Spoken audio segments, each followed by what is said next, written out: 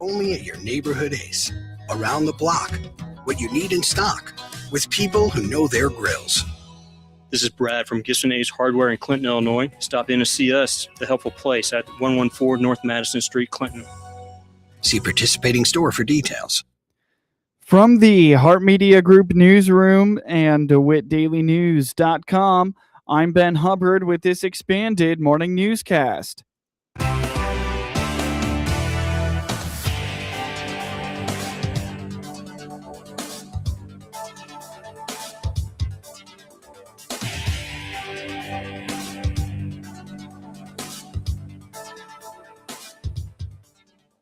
Good morning and thanks for being with us. I'm your host today, Ben Hubbard.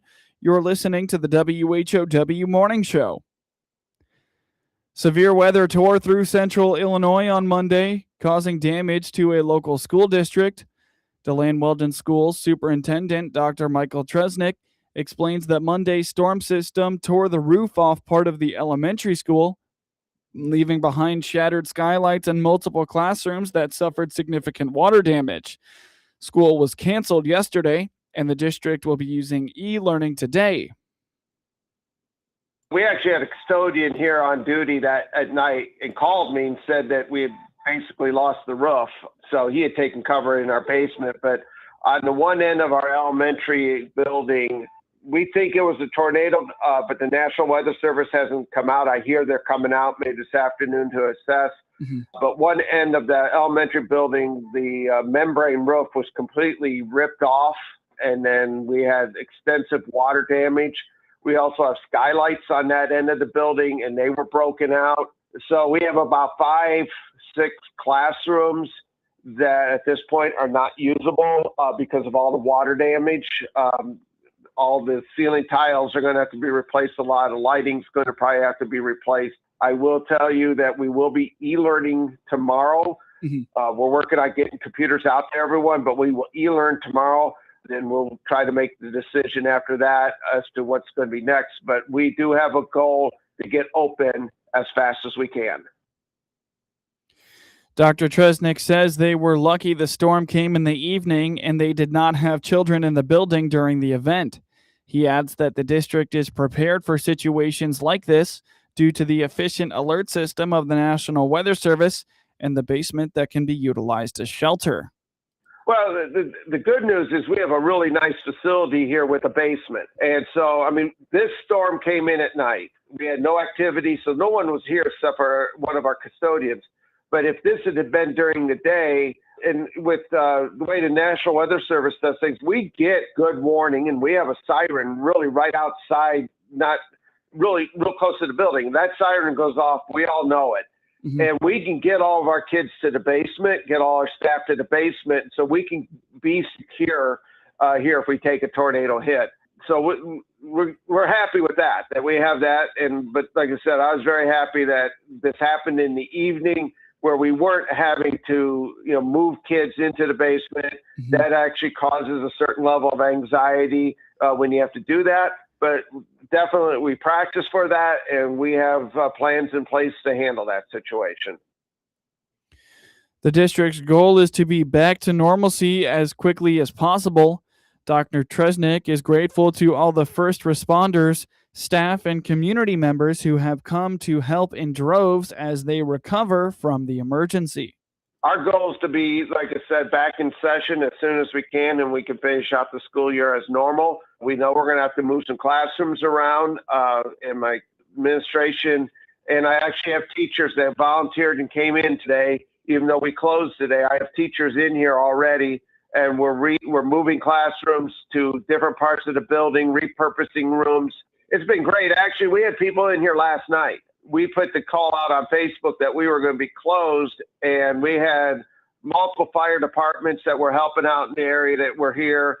We had staff members come in because we were trying to clear things out of the rooms as fast as we can, because we literally have water running through the ceilings into the rooms. And so we were trying to grab everything we could out of those rooms while they were still dry, see what all we could save. So, the response from this community, it tells you how much they care and believe in what we're doing here at DeLand-Weldon Schools. and how much they cherish this facility and cherish this organization. So we really appreciate that, and we're going to, like I said, do everything we can to get ourselves open as fast as we can. Dr. Tresnick feels for all the families and residents who also suffered damage to their properties during the storm. Keep up with the latest updates from DeLand-Weldon schools by visiting dwschools.org or by finding the district on Facebook. Data centers continue to garner plenty of attention, and it's something the Illinois Farm Bureau is addressing. Bill Bodine is the organization's Director of Business and Regulatory Affairs. Our members implemented internal policy for us as an organization, both at the state level and the national level last year. And so we've got a policy guide on kind of what, how our members are viewing data centers and what some of the challenges are. And I'll characterize it, without going through all the details of it, I'll characterize it as being supportive of responsible development. And that includes, at the national level with AFBF policy, that includes things like supporting what are called large load tariffs or additional charges for very large data centers because of the costs they could bring to an electrical system, addressing water usage. Both, and we have policy on that both at the federal level and at the state level. Things like requiring a water use plan to be developed for a data center, and then having that in the state of Illinois, having that potentially provided to the Illinois State Water Survey for the determination of any impacts. We raised some concerns about farmland preservation and the impact that not only are we seeing from renewable energy development, but now we're seeing additional impacts associated with the development of data centers or proposed data centers in rural areas. And so it's all kind of brought together, as I said, by this idea of just supporting responsible development of these data centers and the projects that are being proposed. Earlier this month, Bodine testified at subject matter hearings in both the Illinois House and the Illinois Senate. Get news anytime from your computer or your mobile device at DeWittDailyNews.com. That's DeWitt County's #1 source for news, sports, police blotter, obituaries, and more. All free, all the time at DeWittDailyNews.com. Experience the power of better connection with Connexus Fiber Internet. Connexus delivers ultra-fast, reliable speeds to keep you connected at the speed of life. Whether you're working from home, streaming your favorite shows, or gaming with your friends, Connexus has you covered. Say goodbye to buffering and dropped calls and say hello to fiber fast internet. Ready to upgrade your connection? Sign up today by clicking the Connexus icon at DeWittDailyNews.com. Nothing connects us like Connexus. Paul Skowron here, CEO of Warner Hospital. Spring allergies acting up? At Warner Hospital and Health Services, we offer fast treatment to help you breathe easier and feel better fast. Quality care right here, right now. Click on our icon on DeWittDailyNews.com. DeWittDailyNews.com is the area's leading local news source 24 hours a day, 7 days a week. Get the latest local news, obituaries, police blotter, weather forecast, and more with no paywall. Head to DeWittDailyNews.com to get the local information you need to know. From the Hart Media Group Sports Desk, IL Sports Wire, and DeWittDailyNews.com, I'm Ben Hubbard with this local sports report. Routt Catholic set the tone early and never let up, defeating Mount Pulaski 3-0 with timely hitting and dominant pitching in high school baseball non-conference action on Tuesday. The Rockets got on the board in the bottom of the first when Brady Turner tripled to right field, bringing home Bryson Mossman for a 1-0 lead. They added another run in the third as Turner stayed hot with a double to right, scoring Talon Thompson to make it 2-0. Routt put the finishing touch on the game in the sixth inning when Anson Butcher launched a solo home run to right field, extending the lead to 3-0. Mount Pulaski had a few opportunities, collecting 5 hits in the game, but couldn't capitalize. Preston Cohen, Luke Martin, Jaden Jackson, Tyler Cross, and Tucker Fitzpatrick each recorded a hit in the loss. On the mound, Jacob Brown was in complete control for Routt Catholic. He threw a complete game shutout, allowing just 5 hits while striking out 7 and walking 1.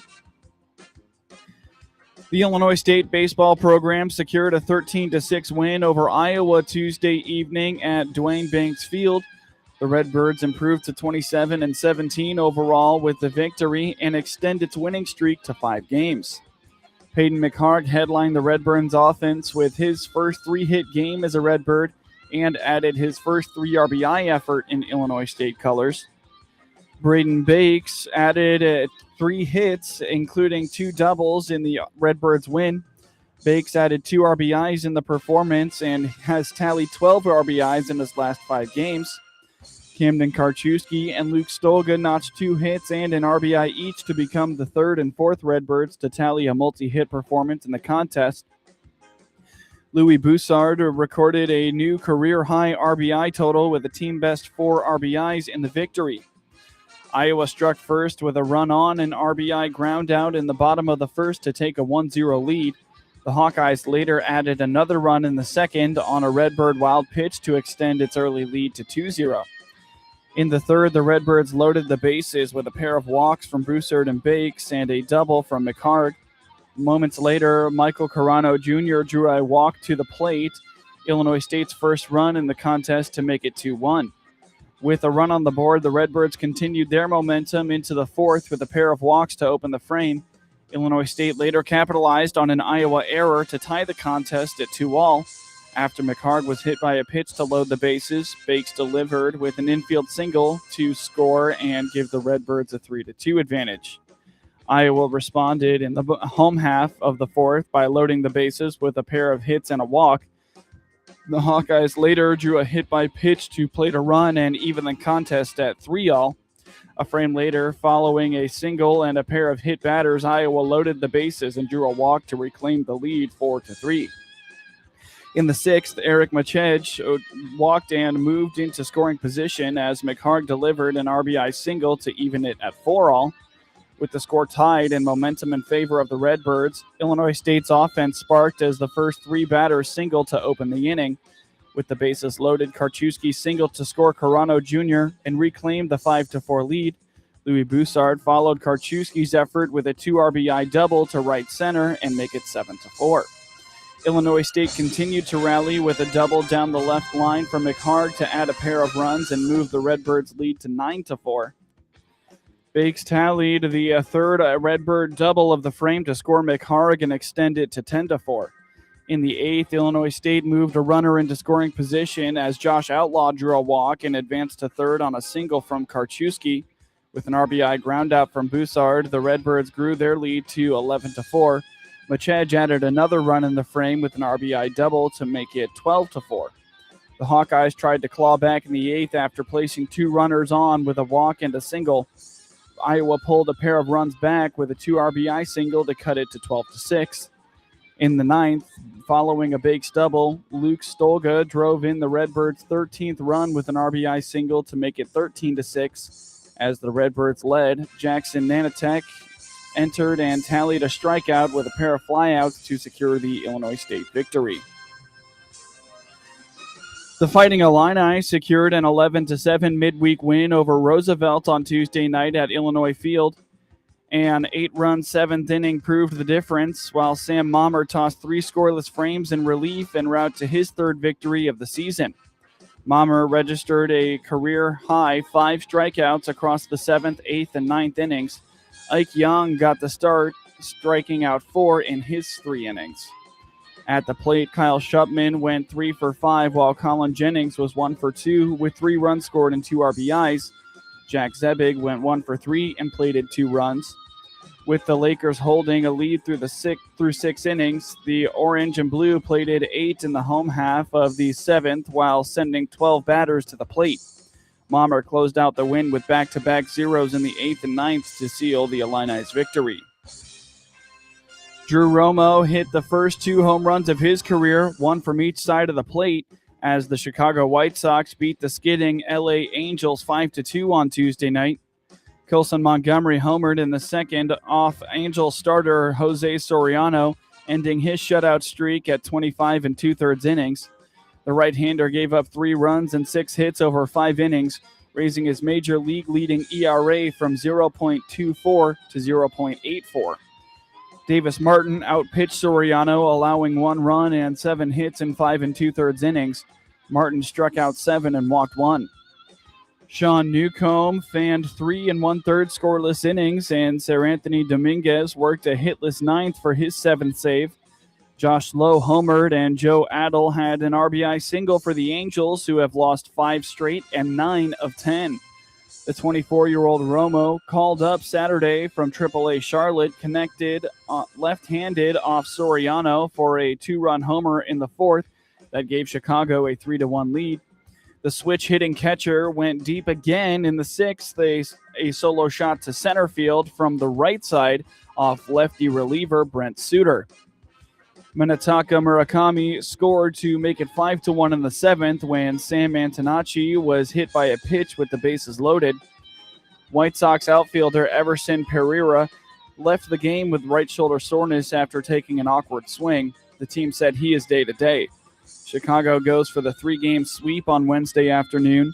Eric Fetty starts for the White Sox against Yusei Kikuchi. The White Sox are back on WHOW on Thursday when they play the first of a 3-game series with the San Diego Padres. Pre-game starts at 8 p.m. Nolan Gorman homered and drove in 3 runs, and Alec Burleson and Jordan Walker drove in 3 runs apiece to lead the St. Louis Cardinals to an 11-7 win over the Pittsburgh Pirates on Tuesday night. J.J. Weatherholt and Ivan Herrera, the top 2 hitters in the Cardinals' batting order, scored 3 runs each. Burleson, Walker, and Mason Wynn each finished with 2 hits. Gorman opened the scoring with a homer leading off the second, his 4th of the season. Victor Scott II started a 2-run second with his first home run of the season before Weatherholt doubled and scored on a single by Walker. The Cardinals extended their lead to 6-0 in the 5th when Burleson doubled in a run, and Walker and Gorman followed with consecutive sac fly balls. Kyle Leahy allowed 3 runs and 9 hits on 5 1/3 innings with 7 strikeouts. The Pirates scored all 3 runs in the 6th on homers by O'Neal Cruz and a 2-run shot by Ryan O'Hearn, cutting their deficit to 6-3. The Cardinals broke the game open with 3 runs in the 7th inning and 2 in the 8th. The Cardinals have won the first 2 games of the 4-game series after entering on a 4-game losing streak. The Pirates have lost 3 in a row for the first time this season. Braxton Ashcraft was rocked for 6 runs and 4 1/3 innings after being activated from the bereavement or family medical emergency list before the game. He allowed 6 hits, struck out 7, and walked 3. Pirates rookie Connor Griffin hit a solo homer in the 9th inning. O'Hearn had 2 hits and 3 RBIs, and Nick Gonzalez had 2 hits and knocked in 2 runs. Cardinals righty Andre Palante starts on Wednesday night against rookie right-hander Bubba Chandler. Pete Crow Armstrong hit a 3-run homer, and the Chicago Cubs beat the San Diego Padres 8-3 on Tuesday night to stop their 3-game slide. Dansby Swanson and Nico Horner each had a 2-run double for the Cubs. Edward Cabrera pitched 5 2/3 innings, allowing 3 runs and 6 hits while striking out 7. Chicago relievers Holby Milner and Ryan Rollison combined for 3 1/3 hitless innings. Xander Bogaerts launched a solo homer for San Diego. Ty France and Luis Campusano each had an RBI single. Padres reliever Kyle Hart took the loss. With the Cubs leading 5-3 in the 7th, Crow Armstrong clubbed a 410-foot drive to center field off a center-cut changeup from reliever Wandy Peralta for his 2nd homer this season. The score was tied at 2 in the 6th when Horner hit a line to center off reliever David Morgan to drive in Nicky Lopez and Crow Armstrong. San Diego starter Walker Buehler gave up a 2-run double to center by Swanson in the 2nd. Swanson was removed at the shortstop in the bottom half due to a left glute cramp. Buehler lasted 4 2/3 innings, allowing 2 runs and 3 hits while striking out 4. Chicago's Ian Happ walked in the 2nd, extending his on-base streak to 20 games. Padres manager Craig Stammen left in the middle of the game to attend a funeral. Bench coach Randy Knorr finished managing the game and will be the acting manager for Wednesday's game. Cubs right-hander Jamison Talon faces righty Matt Waldron in the finale of the 3-game series on Wednesday. In MLB scores from yesterday, the Tampa Bay Rays beat the Cleveland Guardians 1-0, while the Baltimore Orioles took down the Houston Astros 5-3. The Cincinnati Reds beat the Colorado Rockies 7-2, while the Philadelphia Phillies shut out the San Francisco Giants 7-0. The Toronto Blue Jays beat the Boston Red Sox 3-0, while the New York Mets took down the Washington Nationals 8-0. The Atlanta Braves beat the Detroit Tigers 5-2, while the Milwaukee Brewers routed the Arizona Diamondbacks 13-2. The Seattle Mariners beat the Minnesota Twins 7-1, while the New York Yankees beat the Texas Rangers 3-2. The Kansas City Royals beat the Athletics 4-1 in 10 innings, while the Miami Marlins beat the LA Dodgers 2-1. In NBA postseason scores from yesterday, the 7th seed Philadelphia 76ers beat the 2-seeded Boston Celtics 113-97, while the 3-seeded New York Knicks beat the 6th-seeded Atlanta Hawks 126-97, and the 2-seeded San Antonio Spurs beat the 7th-seed Portland Trailblazers 114-95. In NHL playoff action from yesterday, the Boston Bruins beat the Buffalo Sabres 2-1 in overtime, while the Minnesota Wild took down the Dallas Stars 4-2, and the Edmonton Oilers beat the Anaheim Ducks 4-1. Get highlights of your local high school program by finding IL SportsWire on your preferred social media platforms, and get local sports anytime at DeWittDailyNews.com. Spring just has a way of putting a little more energy into everything. Brighter days, warmer air, and more reasons to get out and enjoy it. Your home should keep up with that. At Hickory Point Garden Homes, you'll have your own one-story duplex with bright open spaces, a private patio, and neighborhood walking paths just outside your door for that perfect stroll in the spring sunshine. You can spend less time managing your home and more time enjoying the warm spring days ahead. See what that feels like at Hickory Point Garden Homes in Forsyth, Illinois, and step into comfortable living for $55 and better. Do you love the DeWitt County community? Are you the person who knows everyone in town and has a heart for the people who live here? Hart Media is looking for another sales account manager to join our team. We're hunting for a fun, outgoing person who wants to be the face of our media products. Help local businesses share their stories through radio and digital media. If you've got a drive to succeed and a passion for people, submit your resume. Connect at heartmg.com. Work where your ideas actually matter. Connect at heartmg.com. With SRN News, I'm Rich Thomason in Washington. He says he's innocent and unafraid. Former FBI Director James Comey has been indicted. It stems from his posting of a photo on social media and what that photo is said to represent, allegedly a call for the assassination of President Trump, who had fired Comey during the first Trump term in office. First responders and victims' families meet today with Britain's King Charles and Queen Camilla, the 9/11 memorial in New York City. Yesterday, the King addressed a joint meeting of Congress, speaking of the ties that bind the U.S. and the U.K. Last night, it was a state dinner.